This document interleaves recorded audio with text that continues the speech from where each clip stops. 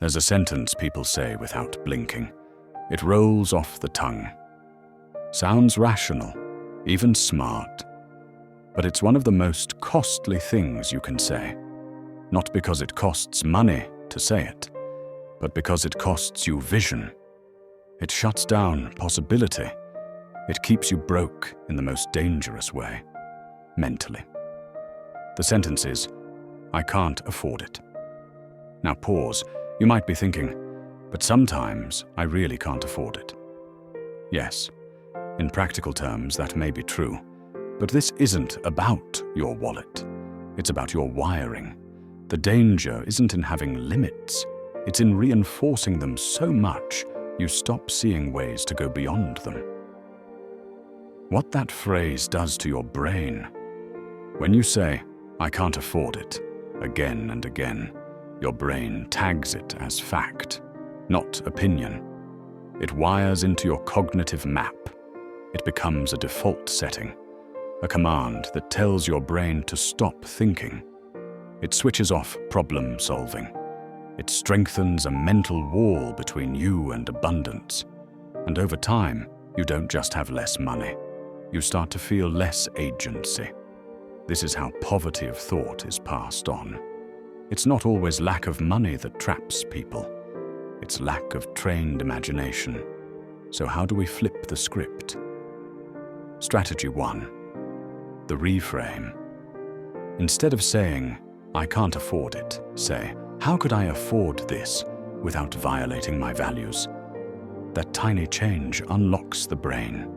It activates the search function. Even if you don't know the answer yet, you're giving your mind permission to look. You're shifting from shutdown mode to solution mode. Strategy 2. Budget as priority map. Say this instead. It's not a priority right now, but it could be. Why this works? It reframes your relationship with money as choice-based, not fate-based. And choice activates responsibility, the real root of power. Try it today. Every time you want to say, I can't afford it, ask yourself, if I had to afford it by next week, legally, ethically, what would I do? This isn't fantasy. It's mental reps for creative problem solving. Exercise 1. Daily mental substitution. For the next 7 days, every time you hear yourself say, I can't afford it, write it down. Then immediately write 2 alternatives. 1. A creative way to afford it. 2. A value-based reason why you're choosing not to. Here's an example. You see a $300 luxury jacket. Your old thought, I can't afford it. Now try this. Creative way to afford it. I could set aside $50 from each freelance project this month. Maybe I can trade something I no longer use. Value-based reason not to. I'm building my emergency fund, and peace of mind matters more to me than fashion right now. I want to invest in experiences over possessions this year. I'm prioritizing skills and education, not appearance, this season. This tells your brain, I'm not broke, I'm strategic, and that rewires everything. Exercise 2. Reverse budgeting. Instead of tracking spending, track value created. Each night, ask, how did I increase my earning potential today? Did I learn something? Sell something? Build something? Connect with someone?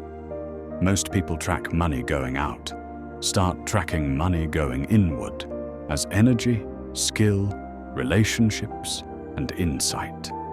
That's how wealth actually begins.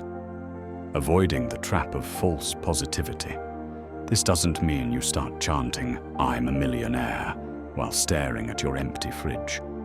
This is not denial. It's mental discipline. You don't have to lie to yourself.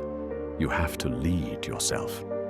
Saying, I can't afford it, is like a soldier dropping their weapon before the battle even starts. Saying, how could I afford it, is picking it back up, not to fight harder, but to fight smarter. The biggest wealth shift happens when you move from I'm stuck to I'm responsible. Not in a blaming way, but in a capable way. Most people don't need more money. They need more mental range. And every time you flip "I can't afford it" into a question, you train your mind to stretch, not shrink. This was episode 2 of MindMoneyLab, where we dismantle the lies language tells your brain about money. Next episode, we'll explore why attention is your most valuable currency, and how billionaires, marketers, and machines are fighting to spend it for you.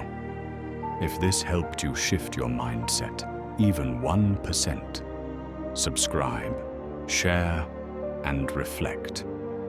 Your thoughts are the tools. Your voice is the lab. And your future starts with what you choose to say next.